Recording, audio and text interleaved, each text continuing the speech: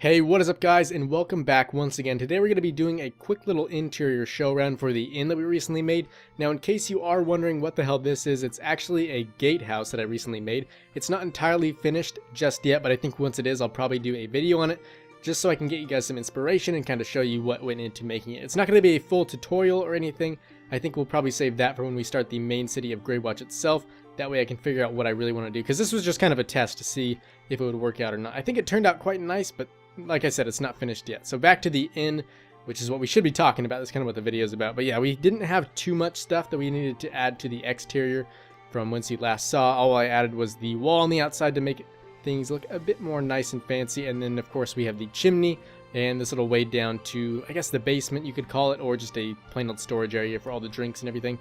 But the chimney, I decided to give it a little curved design, just so that way it wouldn't get in the way of the roof. And also it's something you don't see often enough, and I think it's a cool little design that I'll probably be using quite a bit more, either just in this town or even the main city itself.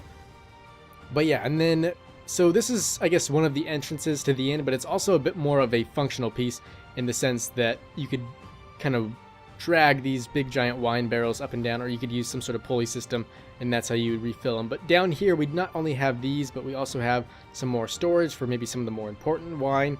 And just to make things look a bit nicer, I found this is a cool little trick you can do.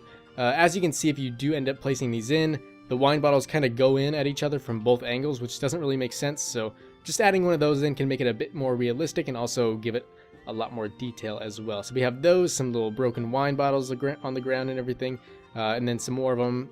Once again, the Nuka-Cola bottle, can't get over that thing. But yeah, we have that, and then just to give it further detail, we have some mine carts down here that maybe you could wheel up and down that thing with some more expensive meat, I don't know. But yeah, that's that place, and now we can go ahead and go on inside.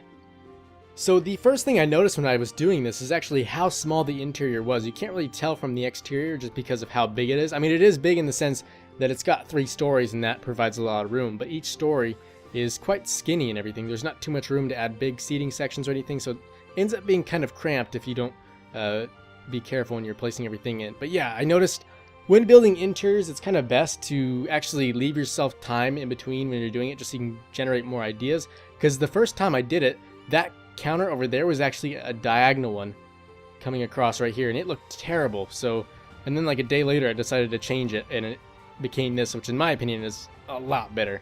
But yeah, like I said, we were really kind of pressed for space, and what's weird is usually on my builds you'll have the most room on the first floor, and then as you go up it gets smaller and smaller until you get to the point where you can't build anymore in the attic just because it's so cramped.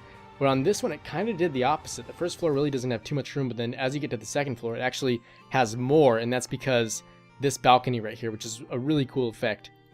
But yeah, as you enter here we kind of have some little bar seating on that side, and then we have the fireplace with a really cool little central seating thing that I quite like. I'll probably be using that design for most of the builds now. It's a really cool thing. And then over here, this is where it gets really cramped, so I just decided to throw 2 tables in. I mean, I could have probably squeezed a bit more in, but it just wouldn't have looked as nice. And then we do have this small little bar right here. It's not the biggest thing or the most fancy thing, but I think it's pretty nice and cozy. And then just for some extra lighting, I did decide to throw this trapdoor in. You can't really tell if you're over here, so it's just a nice little sort of invisible lighting, if you want to call it that. So we have that thing, some more wine, this little special keg. And then just to sort of decorate the walls, I did throw a bunch of these on. They're probably wanted posters or some contracts that people could go and take. And then here, I just found out these are actually really cool. They're the candles.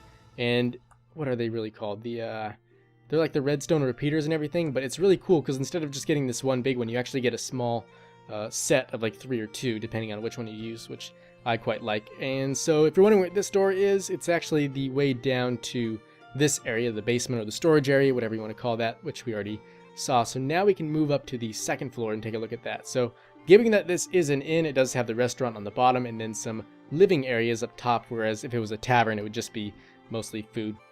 So as we come up here, we have 3 rooms and also some extra seating, some more posters and contracts. And just to kind of fill up the empty space, I did throw in some treasure chests and whatnot. This is actually the trap chest, which has a different texture than the normal one, which I think is pretty cool. So all the rooms have the same exact stuff, but to make them look different, oh man, that's a problem, isn't it? Can't squeeze through there, okay. We'll get rid of that for now, just a quick fix. But yeah, you can see that each room consists of the exact same things, but it's just been kind of reordered, so you can't really tell the difference. Or you can tell the difference, I guess. It's just, it gives it a nice new effect, so you're not seeing the same thing every time. So we have all that, and then the final floor we have is this attic. And the thing that sucks is we do have this kind of roof piece showing through. That's just kind of how little amount of space we had. But basically up here, I figured we didn't really need too many more rooms, just because this isn't going to be a huge town. It's not going to be like a giant area of trade or anything. So I created a bunch of storage up here just to kind of fill it up. So yeah, I think that is all there is.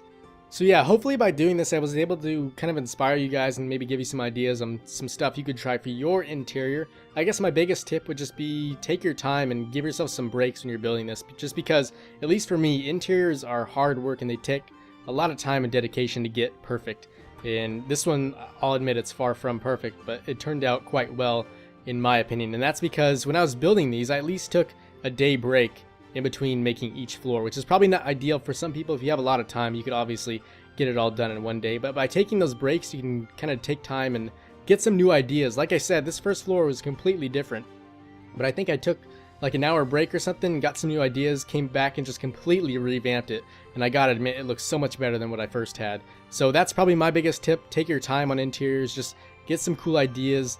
And yeah, hopefully this helped. Hopefully you enjoyed the video. Let me know what you thought in the comments, or if you have any ideas for future builds, please let me know about those as well. But yeah, guys, thanks again for watching. Hopefully you did enjoy this, and as always, I will see you in the next one.